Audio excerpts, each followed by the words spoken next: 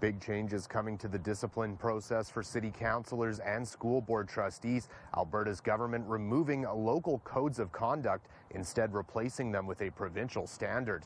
Here in Edmonton, some city councillors agree, while others say the province is stepping too far into city council. Most municipalities get along just fine, behave well, and serve their citizens without a whole bunch of interpersonal drama, but there's been more than enough instances of people using the bylaws as weapons, weaponizing them, if you will. The Municipal Affairs Minister pointing to the recent code of conduct complaint against the mayor of Medicine Hat, recently overturned by a court order. Here in Edmonton, Councillor Jennifer Rice is awaiting a court decision on whether she violated the city's code of conduct, that decision coming after the next municipal election. The new process has not been set, but one councillor is calling for the province to stay in their lane. They certainly seem to have an interest in being involved in affairs that I think are squarely municipal jurisdiction.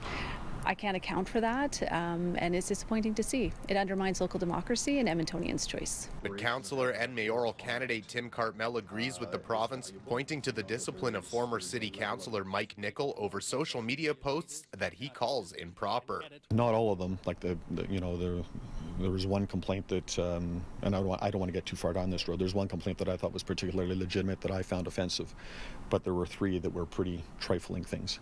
The province also tabling legislation that would ban school boards from removing trustees over conduct violations. That now happening through a local recall. A move celebrated by the lawyer of a Red Deer Catholic School Board trustee who was dismissed last year. The forced apology and the sensitivity training and booting her off all the committees and stuff and not letting her go to things and whatever. And then ultimately, alleging a second breach and then disqualifying her for that.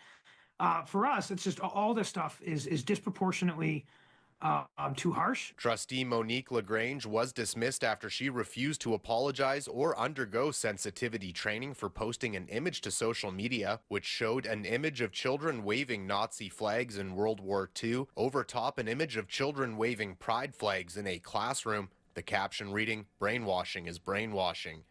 LaGrange is appealing the decision. I'm sure the purple-haired lefties think it's a great move, right? But for those of us who can actually handle this, opinions and thoughts that we disagree with and we don't like, or even that that are really colorful, no, we don't think that's how you should deal with it. The changes will not impact cases before the courts or past discipline. Reporting from Edmonton, Darcy Ropchan, City News.